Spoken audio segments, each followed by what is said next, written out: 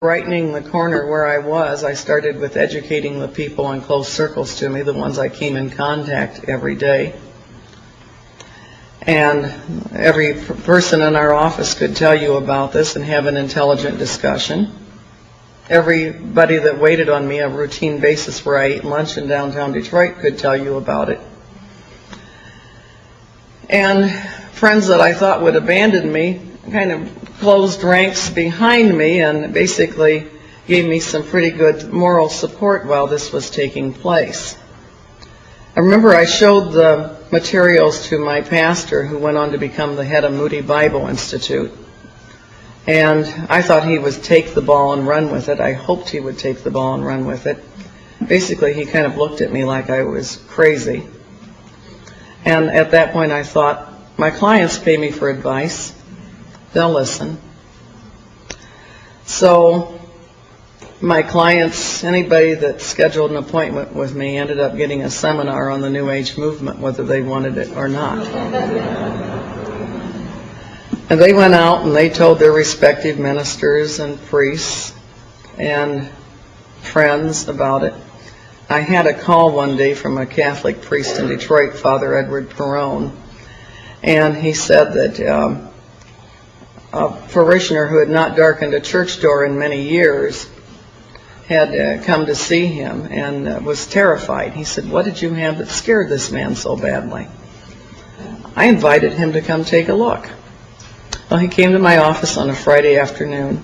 He looked through my materials. He gasped at some of them. He said, "I can hardly believe I'm holding this in my hand." And finally, he said, "I have to accept the truth of what you're saying." He said, "I saw too much of this going through the seminary." He said, "We have a terrible job facing us, how to wake people up without scaring them to death." Because when I was looking at the materials, and I have something that on the computer I'd like to show you later when I can set up adequately for the PowerPoint. But 1983, the New Agers really thought they were going to pull things off in 1982. 1982 was a target year for them. 1975 was a target year to make teachings on their new Messiah public. But at the point I was looking at it, I didn't know I was looking at that yet. I didn't understand fully what I was looking at until I found a book by a California writer named Marilyn Ferguson called The Aquarian Conspiracy, Personal and Social Change in the 1980s. And all the things I found disturbing, she found encouraging. She said, now the heretics are gaining ground. Doctrine is losing its authority. And knowing is superseding belief. And she quoted from a book called The Aquarian Gospel of Jesus the Christ. And for some reason, when I read the quote, I thought it was terribly important that I find that book, and I did track it down the very next day at the Methodist bookstore, I'm sorry to say. And Dixon Bible and Books, which was owned by a member of my own church, I'm sorry to say, had copies of the book in stock as well. And it was basically written in King James style English. And this was about Jesus, obviously the jet setter. He wasn't hanging around Palestine. He was traveling to India and China. And the Aquarian master sitting in council had told us that Jesus was not always the Christ, that just as Jesus had earned the degree Christ by a life of strenuous service and equipping himself to find the Christ consciousness,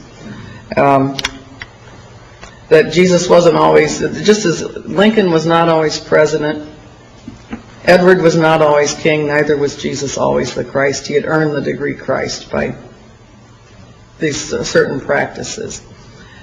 And they had John the Baptist was also out seeking wisdom, and he also had pagan masters. And John the Baptist one day asked his pagan masters per this version, the Aquarian Gospel. He said, why do we need any further illumination? These teachings, the Vedas, the Upanishads, these are so sublime, so perfect. And his master explained to him, He said, in the past, when man needed illumination and progress to advance to a further point, the masters would send somebody. Said, but now the ages have passed, and he said, in their proper place, the Hebrew Psalms and Bible, the Hebrew Psalms and Proverbs were given for man's enlightenment.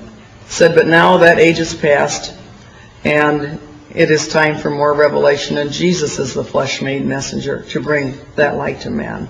But in the ages yet to come, man will attain to greater lights, and greater lights will be needed and sent. And I wrote in my margin a neat trick. I said, and finally at last, a mighty master soul will arise to light the way to the throne of perfect man. I slammed that book shut. I was spastic. I knew I just looked at something about and promoting and preparing folks for the Antichrist. And I had to learn more about it. The information sources were deficient. Marilyn Ferguson said that folks that were involved in this communicated with code words and signals, that they were made kindred by their inner earthquakes. And that's very important that you remember that, because that's the glue that binds them together. It's not money, it's an ideology, but it's basically mass hypnosis. Folks, by one method of mind control, one method of spiritual deviation, one method of going out of their minds, make this, quote, paradigm shift. And this is what the, quote, Christian books were also talking about. I've since collected some.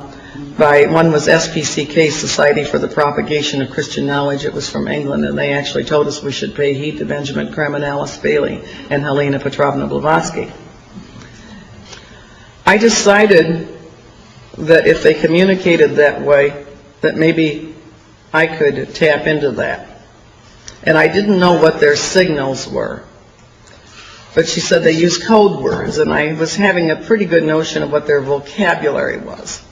Things were done holistically. We lived on spaceship Earth on a crowded planet, all the emphasis on crowding, in a global village. We needed to make this new paradigm shift. We were entering this new era, so on and so forth. And so I carried 2 books with me day and night for 2 weeks, hoping I could find somebody that would pick up on it. And one book was The Aquarian Conspiracy by Marilyn Ferguson, and the other was The Aquarian Gospel of Jesus the Christ. Well, I ran into somebody, pleasant fellow, but he was bordered on the left, and he told me he was thinking of running for city council. I knew every politician in Detroit was knowing on a first-name basis. And I said some pleasant words to him and didn't think anything more about it. And he called me a couple of weeks later and said he definitely was going to run for city council, and he and his wife Marge would be so delighted if I would come to their house and join them for a coming out party the night before. Well, it was Sunday night, and to tell the truth, after I found this material, I was not interested in anybody's political campaign. In fact, I wanted to go to the nearest church and curl up under the nearest altar so I wouldn't get into any more trouble before things came down. And as I thought, if this is going on, things are very close indeed. And so I was on my way to church to curl up under that altar Sunday night, and all at once I thought, maybe you'd better go to that party. Somebody's likely to be there who can tell you more about it. If they're not at that party, it's not big enough to worry about. He was a nice guy, but he tended to attract the eccentrics. So I headed over for the party, and he introduced his campaign manager, and I had had one strange conversation with this woman a year earlier, when Barry was coming out of the hospital after 6 months in the hospital in rehab. And Phyllis Warren, that woman,